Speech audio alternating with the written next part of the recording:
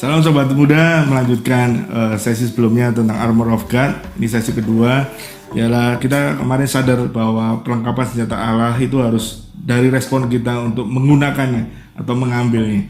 Jadi hari ini kita bicara tentang kasut kerelaan. Efesus 6 ayat 15, kakimu berkasutkan kerelaan untuk memberitakan Injil damai sejahtera. Pada zaman dulu, bagian bawah kasut itu ada seperti paku-paku yang membuat prajurit dapat bertahan dalam peperangan. Jadi ketika kita rela memberitakan firman Tuhan, sebenarnya kita sedang menguatkan diri kita. Karena ingat firman Tuhan itu pedang bermata dua.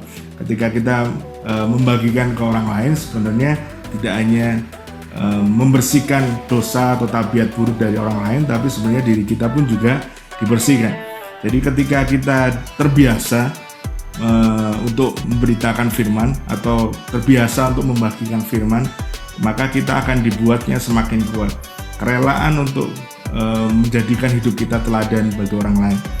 Jadi pastikan bahwa kita rela untuk memberitakan Injil atau menjadi teladan bagi orang lain.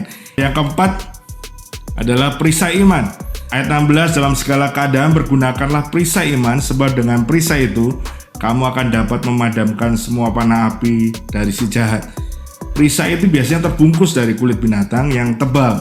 Sebelum berperang, perisai itu akan direndam ke dalam air sehingga ketika panah api menghujam, perisai tersebut dapat berfungsi dengan baik, maka panah api itu akan padam. Jadi kita percaya bahwa hidup kita harus berpadanan dengan Injil Kristus. Filipi 1 ayat 27, hendaklah hidupmu berpadan dengan Injil Kristus, supaya apabila aku datang melihat dan apabila aku tidak datang untuk mendengar, bahwa kamu teguh berdiri dalam satu roh, sehati jiwa berjuang untuk iman yang timbul dari berita Injil, dengan tiada kegentaran sedikitpun oleh lawanmu. Jadi kita percaya bahwa perisai iman itu membuat kita teguh dalam iman. Dengan apa? Dengan menghidupi kebenaran firman Tuhan. Jadi iman itu timbul dari pendengaran dari akan firman Tuhan. Ketika kita membaca merenungkan firman Tuhan, maka perisai itu akan memampukan kita melawan semua godaan dari si jahat. Sebuah panah-panah api, semua intimidasi yang coba iblis serangkan dalam hidup kita, kita bisa mampu menangkalnya karena kebenaran firman Tuhan itu hidup dalam kita. Jadi ada dua yang kita pelajari hari ini adalah kasut kerelaan beritakan Injil dan perisai iman. Miliki kedua-keduanya, change your mind, pastikan kita hidup sungguh dalam kebenaran. Karena ketika kita memberitakan firman, maka kita juga diberkati, kita dikuatkan.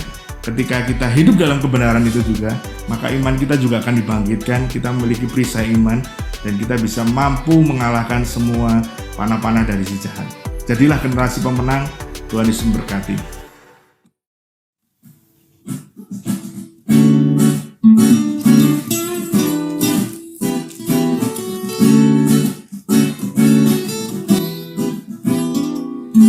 Generasi pemenang, hadapi tantangan, bukan oleh kuat gagahku, namun karena Roh-Mu dalamku. Gerakkan selengkap senjata Allah, hadapi musuh, hancurkan kegelapan, berdiri untuk negeri ini, nyatakan kuasanya. Dia Yesus, Allah perkasa, Raja segala raja,